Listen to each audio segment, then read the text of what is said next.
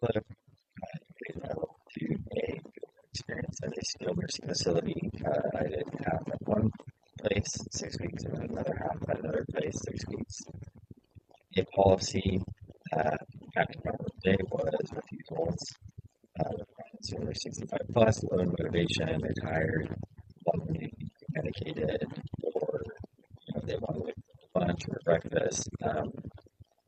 I would say I learned to be pretty adamant about pushing. Okay, it's time to get up for your day. It's time to prepare for their day, but still patients would refuse and they wouldn't want to get up or they have low motivation to get up out of bed or do any sort of out of bed activity and they just want to stay and sleep all day.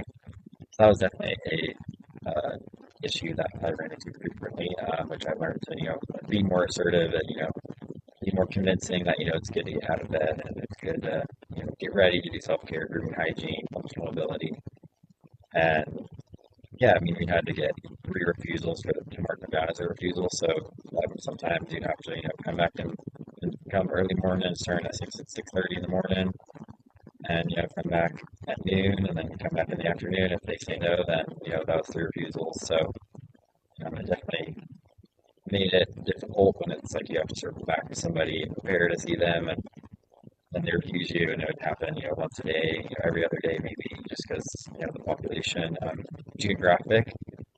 I'd say the first place I was at, there was a really small building with only two hallways, so that made it really convenient. The second SNF that I was at, there was four buildings, and each had, 2 to 4 different wings, and so having to orient myself there halfway through my rotation because I had to get changed for my placement because I didn't have adequate supervision at my first place, and there was an incident that happened that I had reported, so I had to change. I had to change my location, but demographic wise, that was something that was an obstacle that impacted my day because I had patients in unit 4 and then unit 2, and then down in the gym, I had to see patients down there. So it was like walking from building to building to building and, keeping track of my equipment and planning out my day that I'm going to see, my patients in unit 4. And then, okay, well, I had a refusal here. This guy's not wanting to get up out of bed. He needs his pain medication first, so it's like he needs to be pre-medicated. So okay, I have to have to circle back around to get him later and walk all the way down to this building and kind of see patients down there and then come back to see this guy. So kind of the geographic as well. Social issues I would say would be yeah, just the population, the skilled nursing facility, it's a lot. It's not just physical ailments. Quite frequently patients had falls or just a lot of underlying conditions that would impact your life. And I'd say, mental health was a huge part of it, having to motivate your patients and, having to be like, no, it's good for you to get up out of bed. It's good for you, A lot of them, they just felt very sad and depressed. They were just in the hospital and, it's, emotionally, there's so much going on and the family interacting with the families.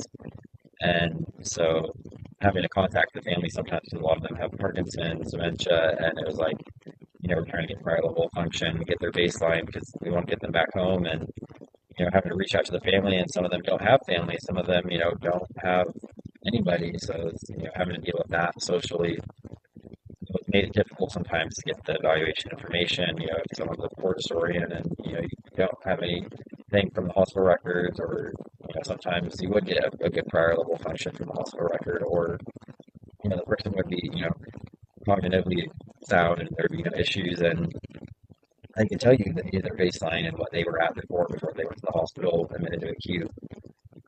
How I would resolve this issue, better communication with the hospitals and, the thorough profile of the patient and having, I frequently had to follow up and reach out and, find the phone number to the family members and reach out to them and, do that extra work versus, oh, it's not in the chart, whatever. But no, I had to, call the family members or, some of them would be in person, so you have to go, find the family members and they'd let you know, oh, my family's gonna be here at this time, so you'd have to do the evaluation, come back to get the see the family, and keep in touch with the family, and let them know what's going on, and initiate the discharge plan.